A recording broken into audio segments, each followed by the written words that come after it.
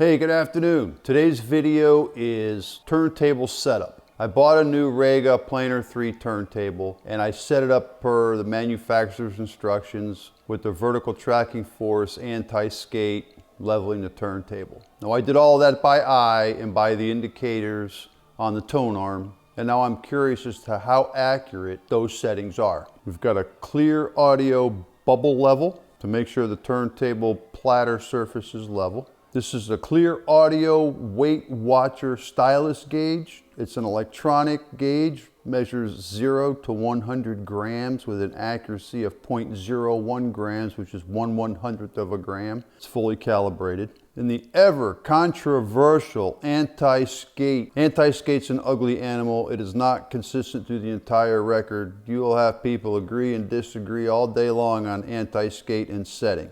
I set it to what the manufacturer said to set it to. My tone arm weight is 1.75 grams, so I've set my anti-skate to 1.75. Now the anti-skate graduation on my tone arm is only 0, 1, and 2. So to gauge 1.75, that's a tough one. Anti-skate misadjustments is noticeable with the letters S and SH in music for lyrics. If you have harshness in your records toward the end of the record, you might have an anti-skate problem. So I'm just going to try this blank record test just to see what it does. We've got the bubble level. We've got a bubble level. Now we've got this little Home Depot level. I used this level when I leveled my audio cabinet on the floor. But the bubble level is so much easier to use than this level. The bubble level looks at 360 degrees. The bubble level, you're only looking at 4 different cardinals. Pretty easy when you're only tipping in one direction as to which way you got to go. When you get a corner that's up, the bubble level tells you exactly which corner you need to address. Okay, this is the stylus weight. It's calibrated. Instructions. The gauge, 100 gram calibration weight. 0, 0, here we go, 100 grams. Now we're going to calibrate this scale because the 100 gram weight was not weighing exactly 100 grams. We're going to hold the mode button for 3 seconds. We're in cal mode. We're going to put the weight on the calibration spot. We're going to wait 3 seconds. We're going to hit the on off button. There we have 100.00 grams. She's ready to use. That turntable is as level as I'm going to get it. All the sides of the bubble are inside the black line. Even touching the black line, I would consider that okay. If it crosses the line, then you're gonna have to shim it. This little tab where we're gonna put the stylus is designed to be off the platter by the thickness of the record. I have a felt mat on my platter. I'm going to take a tone arm weight with and without the mat to see if there's a difference. We're on the felt mat. 1.91 grams. I'm supposed to be at 1.75. Let's try it without the mat. Okay, no mat. 1/100th of a gram. Okay, I got to adjust my tone arm weight. Okay, I've readjusted that tone arm. Let's see what we got. 1.75. Everywhere inside that red dot is 1.74, 1.75. I'm happy. This is what makes anti-skate such an ugly animal. Here's 0, here's 1, here's 2. Look how much space is between the numbers 1 and 2. And I have to pick 1.75. So you have to wonder, is correct anti-skate that critical? Well, let's see what the blank record does. This blank anti-skate record does have a plastic film on it. You need to peel that off first. Okay, we're going to drop it in the middle first.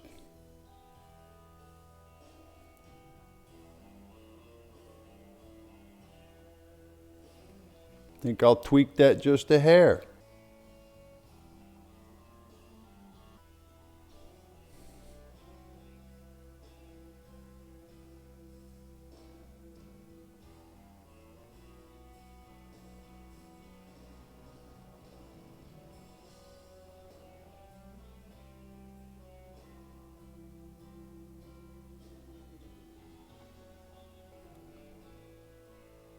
In the middle of the record, it doesn't skate. So I have the anti-skate right now set at like the 1.75, and at the outer end of the record, That looks pretty good. Let's go to the middle.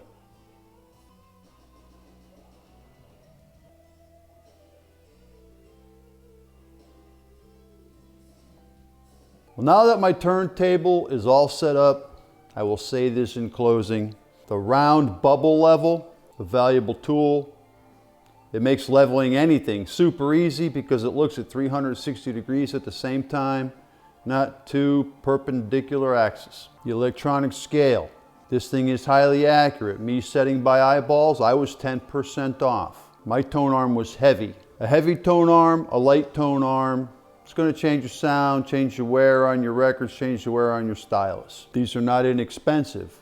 But boy, 0 to 100 grams, 1/100th of a gram accuracy, you can't beat it because if you've got a turntable and you're changing cartridges, you're gonna need it.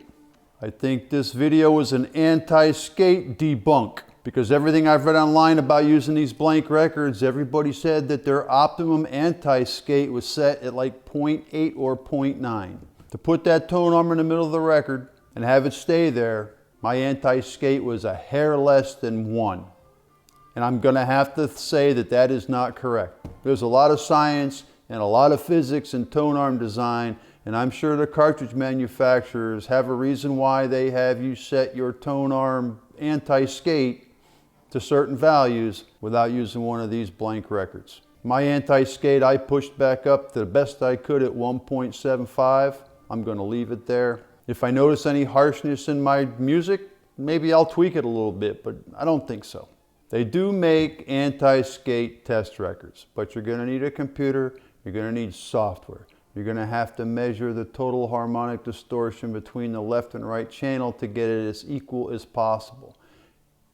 Anti-skate's only accurate in a couple spots on that record, so you just have to go for the overall optimum, which for me, 1.75. Happy holidays, Merry Christmas, Happy New Year's. Cheers with a bourbon and eggnog with a little sprinkle of nutmeg on top. Ah, that's good. Ooh, a nutmeg mustache. Well, I hope you get your turntable set up. Thanks for watching. Take care.